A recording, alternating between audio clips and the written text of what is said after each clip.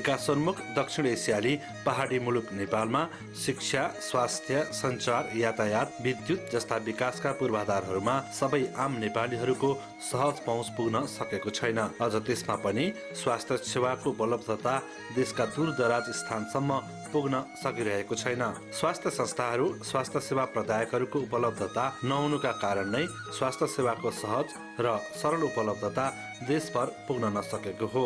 देशको यही परिस्थितिलाई दृष्टिगत गर्दै औषधि व्यवसाय गर्दै आएका औषधि व्यवसायीहरूले प्रत्यक्ष अप्रत्यक्ष रूपमा देशमा स्वास्थ्य सेवाको पहुँच बढाउन क्रियाशील रहँदै आएको दावी गरेका छन्। औषधि व्यवसाय गर्दै आएका औषधि व्यवसायीहरूको छाता संगठन नेपाल औषधि व्यवसायी संघको केन्द्रीय वार्षिक साधारण सभा मार्फत देशमा स्वास्थ्य सेवाको पहुँच क्रमशः बढाउन र देशका प्राय सबै स्थानमा रहेका जनतालाई स्वास्थ्य सेवा पुर्याउने कार्यका लागि औषधि व्यवसायीहरूको आवश्यकता समेत वृद्धि भएको जानकारी दिइएको छ। स्वास्थ्य सेवा र सुविधामा आम जनताहरूको कम पहुँच रहेका सन्दर्भमा विकासोन्मुख देश नेपालमा स्वास्थ्य सेवा विस्तारमा औषधि व्यवसायीहरूको महत्वपूर्ण योगदान रहेको बताइएको हो। गुणस्तरीय स्वास्थ्य सेवा सहितको समुन्नत नेपाल निर्माणका लागि औषधि व्यवसायीहरूको महत्व बढ्दै गएको दावी गरिएको छ। एक भव्य समारोह बीच उप प्रधान तथा गृह मन्त्री विमलेन्द्र निधिले नेपाल औषधि व्यवसायी संघको केन्द्रीय वार्षिक साधारण सभाको हालै समुद्घाटन गर्नुभएको छ। संघको केन्द्रीय वार्षिक साधारण सभामा देशभर छरिएर रहेका विभिन्न जिल्लाका औषधि व्यवसायीहरूको उल्लेख्य उपस्थिति रहेको छ।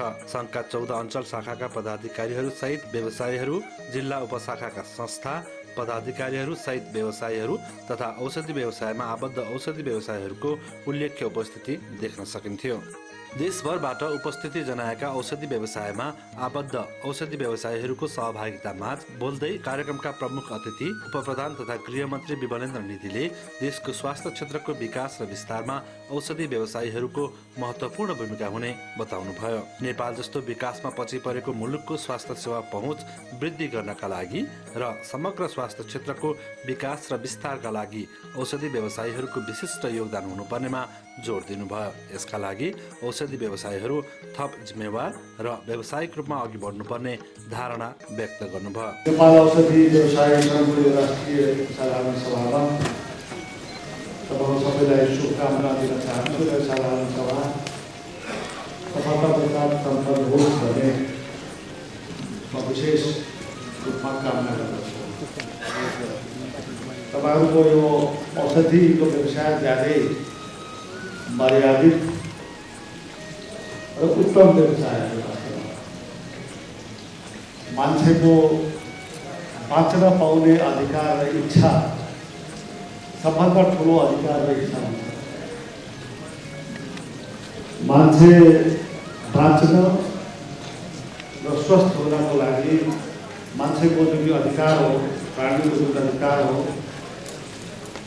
बाँच्न पाउने र सँगसँगै इच्छा पनि हो बाँच्न पाउने, स्वस्थ हुन पाउने, त्यसमा औषधिको ठुलो भूमिका हुन्छ, आवश्यकता हुन्छ। र त्यस अर्थमा हेर्नु हो भने औषधि व्यवसायीहरूको यसमा ठुलो योगदान हुन्छ।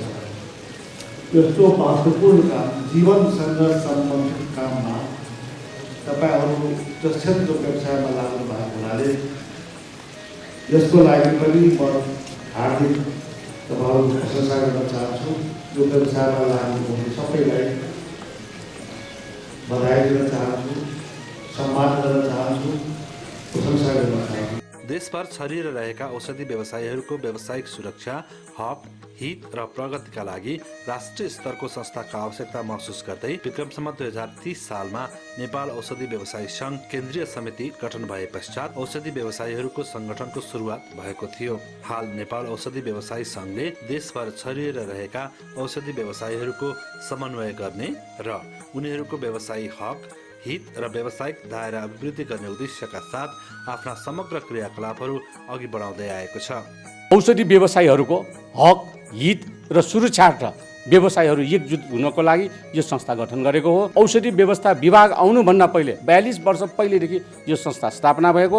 आज सम्पूर्ण औषधि व्यवसायीहरू एकजुट छन्। एउटै मात्र यो संस्था छ, तपाईँको एउटै मात्र नेपाल औषधि व्यवसायी संघ 3वटा टायरमा छ, एउटा इम्पोर्टर, एउटा चाहिँ होलसेल, एउटा रिटेल। हामी खुसी साथ भनेका छौँ, तर एउटै मात्र हाम्रो संस्था छ, एउटै मात्र छाटा संस्था।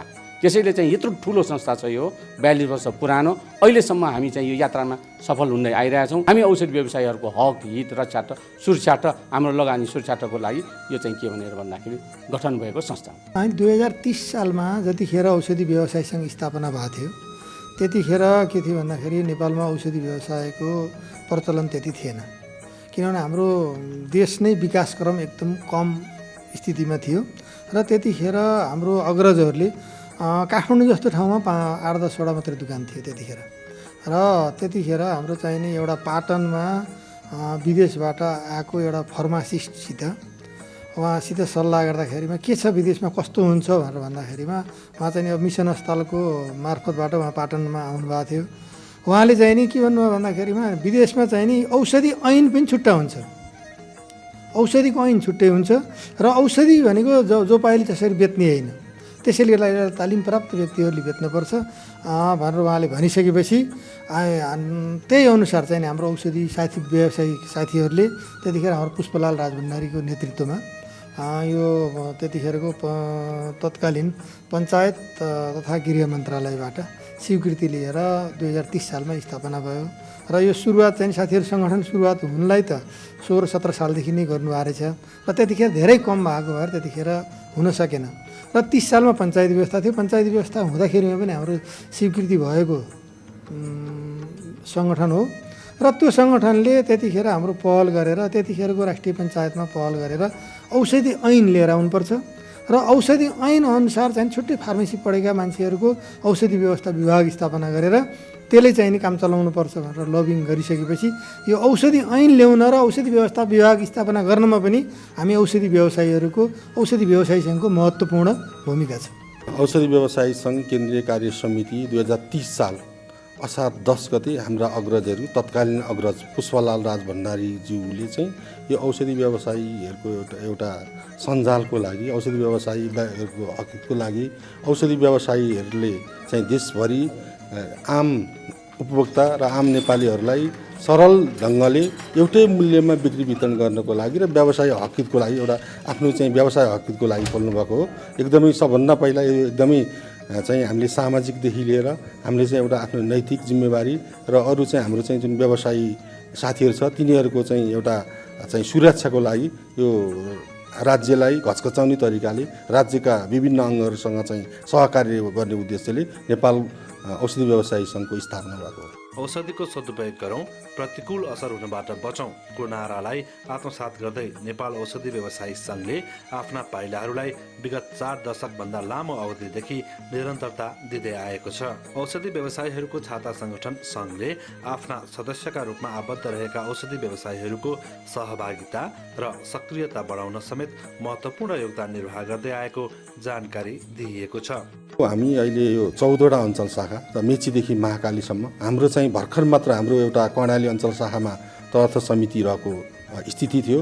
अहिले हामीले भर्खर गएको असारमा त्यहाँ पनि साधारण सभा गरेर त्यहाँ पनि अधिवेशन गरेर कर्णाली अञ्चलमा पनि पूर्ण समिति बनाइसकेपछि हामी 14 अञ्चलमै हामी अहिले सक्रिय छौँ। त्यस्तै हाम्रा जिल्ला उपशाखाहरू त्यो 14 अञ्चल पनि अपुग भइसकेपछि हामी 12वटा उपशाखाहरू जस्तै 12वटा उपशाखाहरूमा हामीले 12 उपशाखा जस्तै लुम्बिनीमा चाहिँ सबै जिल्लाहरूमा उपशाखा, गण्डकीमा 6वटा उपशाखा र अरू प्युठान राप्तीको प्युठान गरेर हामी 12वटा उपशाखाहरू गरेर हामी निरन्तर अहिले व्यावसायिक हकित र सामाजिक कार्यहरूमा एकदमै सधैँभरि एकदमै चाहिँ सञ्चालित भइरहेका छौँ। हाम्रो सञ्जाल 3वटा छ। एउटा आयातकर्ता जुन चाहिँ एउटा विदेशी कम्पनीहरू इन्डियन अरू चाहिँ बङ्गलादेशी लगायत चाहिँ अन्य थर्ड कन्ट्री मुलुकहरूको चाहिँ आयात गर्नलाई त्यसलाई हामी आयातकर्ता भन्छौँ। त्यो आयातकर्ता मार्फत चाहिँ अथवा कम्पनी मार्फत जसले चाहिँ एउटा रिटेलसम्म पुर्याउने एउटा चाहिँ मध्यस्थताको काम गर्छ त्यसलाई हामी थोक व्यवसायी भन्छौँ। र जुन चाहिँ एउटा उपभोक्ता लेभलमा आएर सबै औषधिहरू चाहिँ जनतालाई उपलब्ध गराउने त्यसलाई खुद्रा 3वटा टायर छ हाम्रो। त्यो 3वटा टायर अनुसारै हामीले केन्द्रीय कार्य समितिको संरचनालाई एउटा आयातकर्ताको उपाध्यक्ष भनेर आयातको त्यो आमूल आयातको चाहिँ त्यो समस्या र आयातका चाहिँ अरू चाहिँ सबै कुराहरू चाहिँ मिलाउनको लागि आयातको उपाध्यक्ष राखेका छौँ। त्यस्तै थोकको समस्याको लागि र थोकको चाहिँ समस्या सम्बोधन गर्नको लागि थोकको उपाध्यक्ष राखेका छौँ। त्यस्तै खुद्राको चाहिँ सम्बोधन गर्नको लागि खुद्रा उपाध्यक्ष गरेर 3वटा हाम्रो चाहिँ एकदम स्पेसल त्यो चाहिँ हामीले केन्द्रदेखि लिएर अञ्चल शाखा र जिल्ला उपशाखासम्म हामीले त्यही संरचना बनाएर अहिले हामीले कार्य गरिरहेको छौँ। भन्दा पहिला चाहिँ हामी मेम्बर हुनको लागि औषधि व्यवस्था विभागमा दर्ता भएर त्यो प्रमाणपत्र ल्याइसकेपछि हामीकामा आवेदन दिएपछि त्यो एउटा क्राइटेरिया राखेका छौँ। जो औषधि व्यवस्था विभागमा दर्ता हुँदैन त्यो हाम्रो चाहिँ मेम्बर हुन सक्दैन। त्यो हुनाले औषधि व्यवस्था विभागमा दर्ता भएर हामी कहाँ त्यसको प्रमाणपत्र ल्याइसकेपछि अनि हामी कहाँ हाम्रो पनि क्राइटेरियाहरू छन्। त्यो क्राइटेरियाहरू मिट भएपछि मात्रै हामीले चाहिँ सदस्य दिन्छौँ। अहिले हाम्रो अहिले आँकडामा हाम्रा देशभरि करिब चाहिँ 10 देखि 12 हजार मेम्बरहरू छन्। हाम्रो मेन कोष आउने भनेको हाम्रो सदस्य साथीहरूबाट लेबी उठाउँछौँ। हामी महिना वाइज लेबी उठाउँछौँ। यो चाहिँ अञ्चल शाखाबाट उठाउँछौँ। अञ्चल शाखाबाट उठाएका हरेक लेबीबाट 40% हाम्रो केन्द्रमा पठाउँछन्, 60% अञ्चल शाखा आफैले युज गर्छन्। यसरी लेबीबाटै हामी चलेका छौँ। लेबीमा हाम्रो अब दैनिक प्रशासनिक कामदेखि अब यो महाधिवेशन यिनीहरूको लागि चाहिँ हामी हाम्रा व्यापारी साथीहरूबाट सहयोग खोज्छौँ। त्यही सहयोगबाट हामी अरू कार्यक्रम गर्छौँ। साथै हामीले हामीमा भएको आर्थिक विकासको लागि हामीले चाहिँ विभिन्न कार्यक्रम हरेक अञ्चलमा ट्रेनिङ प्रोग्राम गर्छौँ। हाम्रो साथीहरूको लागि साथीहरूमा ट्रेनिङ प्रोग्राम लैजान्छौँ।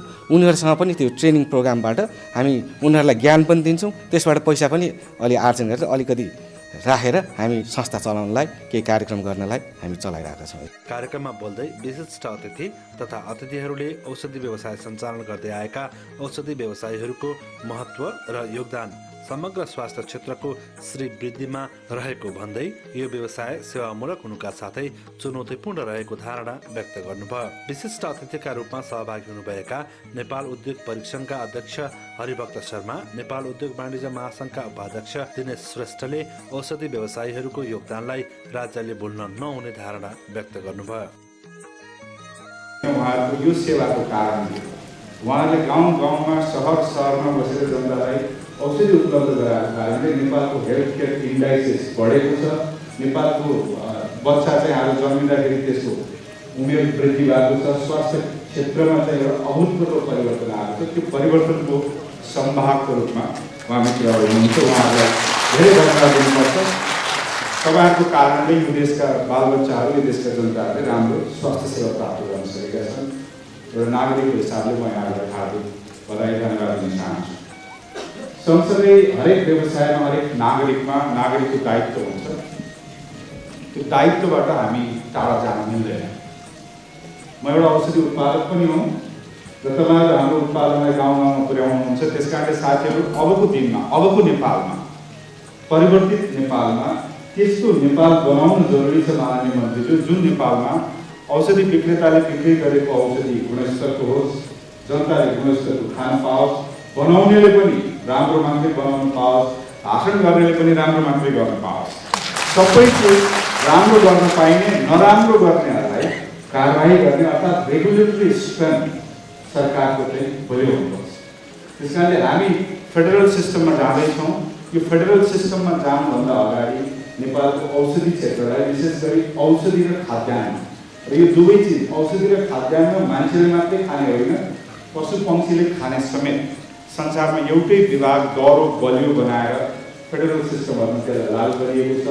नेपालमा हामीले फेडरल सिस्टम यदि साँच्चीकै बलियो बनाउने हो भने औषधिको कन्ट्रोललाई, औषधिको रेगुलेसनलाई चाहिँ एकदम चुस्त, बलियो र नेपालको कुनै पनि कुनामा नेपालको सरकारले किन्ने औषधि होस् या हाम्रा व्यवसायी साथीहरू बेच्ने औषधि होस्, असल औषधि, उच्च गुणस्तरको, स्वस्थवर्धक, त्यसले चाहिँ चाहिएको भन्दा बढी टक्सिसिटी नल्याएको सेफ इफेक्टिभ औषधि मात्रै बिक्री वितरण उत्पादन हुने व्यवस्था हुनुपर्छ। अनि मात्रै नेपालको हाम्रो औद्योगिक व्यवसायको चाहना चाहिँ पुरा हुन्छ भन्ने मलाई लाग्छ। त्यस कारणले साथीहरूले आफूले नखाने औषधि कृपया नबेच्नु होला।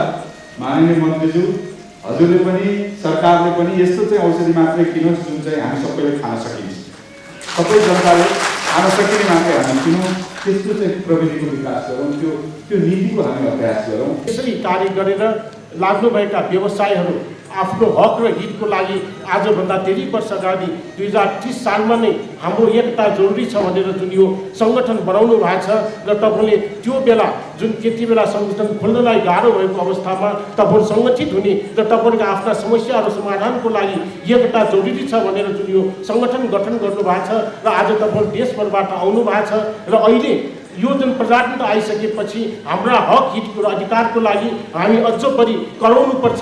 जसले बढी ठुलो स्वरले कराउन सक्छ उसैले मात्रै आफ्नो अधिकार पाउन सक्ने यो बहुदलको एउटा परम्परा हो। त्यस कारणले तपाईँहरू यो जुन एकताको लागि यहाँ आउनु भएको छ तपाईँहरू सबैलाई म हार्दिक बधाई र शुभकामना दिन चाहन्छु र तपाईँहरूको व्यवसाय र उत्तरोत्तर प्रगति र समृद्धिको पनि कामना गर्न चाहन्छु। राज्यका निकायहरूले अनुगमन गर्नुपर्छ, त्यसमा हाम्रो निजी क्षेत्रको भूमिका ज्यादै सकारात्मक रहनेछ। तर अनुगमन गर्नुभन्दा अगाडि राज्यले एउटा अनुगमन गर्ने विधिको बारेमा सम्पूर्ण व्यवसायहरूलाई जानकारी दिनुपर्छ। कुन विधिमा कहाँ के हेरेर कुन विभागले कुन अञ्चलले कुन निकायले के कुरा हेर्न पाउने हो भन्ने कुरा तपाईँहरूको हामीलाई पनि उपलब्ध गराउनुपर्छ, ताकि मात्रै यो अहिले जोसुकै निकायले पनि आएर हैरानी दिने हिसाबले टिभी र सञ्चार माध्यमबाट मानमर्दन गर्ने हिसाबले अनुगमन कार्यलाई अगाडि बढाउनु हुँदैन भन्ने नेपाल उद्योग वाणिज्य सङ्घको मान्यता छ। यसमा हामी उद्योगी व्यवसायहरू एकता भएर त्यो जुन अनुगमन गर्ने कुरालाई व्यवस्थित गर्नुपर्छ भन्ने एउटा म कुरा राख्न चाहन्छु। कार्यक्रममा बोल्दै विशिष्ट अतिथिका रूपमा सहभागी हुनुभएका औषधि व्यवस्था विभागका महानिर्देशक तथा नेपाल फार्मेसी काउन्सिलका अध्यक्षले देशको स्वास्थ्य सेवा पहुँच वृद्धि गर्न औषधि व्यवसायीहरूको योगदान रहेको भन्दै आगामी दिनमा औषधि व्यवसायीहरू थप जिम्मेवार र मर्यादित हुनुपर्नेमा जोड दिनुभयो। समाधान गर्नलाई नै हामी आएको पहिलो कुरा यहाँलाई यो कुरा म भन्दै गर्दा औषधि व्यवस्था विभागले यसो गर्यो उसो गर्यो, हामी 30 वर्ष चाहिँ सेवा गऱ्यौँ, हामीले चाहिँ यसो गऱ्यौँ उसो गऱ्यौँ भन्ने कुरा वास्तवमा कयौँ चाहिँ सराहनीय कामहरू भए। मलाई सम्झना छ 37-38 सालमा जब नेपालमा औषधि बिक्री वितरणमा रहेका व्यवसायीहरूको व्यवसायिक ज्ञान वृद्धि गर्नको लागि आदरणीय स्वर्गीय पुष्पलाल राज भण्डारी ज्यूको पहलमा नेपालमा औषधि बिक्री वितरण तालिम कार्यक्रमको सुरुवात भएको थियो र त्यो तालिम संसारका विभिन्न देशहरूमा प्रशंसनीय भएको थियो। जहाँ फार्मासिस्टहरू छैन त्यहाँ औषधि विक्रेताहरूको तालिम यसले बहुत राम्रो काम गरेको थियो। हामीहरू त्यो तालिममा संलग्न भयौँ। मलाई पनि अवसर भयो, देशैभरि घुम्न पनि पाइयो साथीभाइहरूसँग, त्यस कारणले आज चम्पावेट भएको छ। तर समय धेरै बित्यो, 30 वर्ष भइसकेछ, दुनियाँमा धेरै परिवर्तन भइसकेको छ। नेपालमा पनि अब धेरै फार्मासिस्टहरू भइसक्नु भएको छ, सहायक फार्मासिस्टहरू भइसक्नु भएको छ। तपाईँहरू पनि आफ्नो ठाउँमा आफ्नो जुन क्षमता आफ्नो अनुभवलाई दिनानुदिन वृद्धि गर्दै रहनु भएको छ।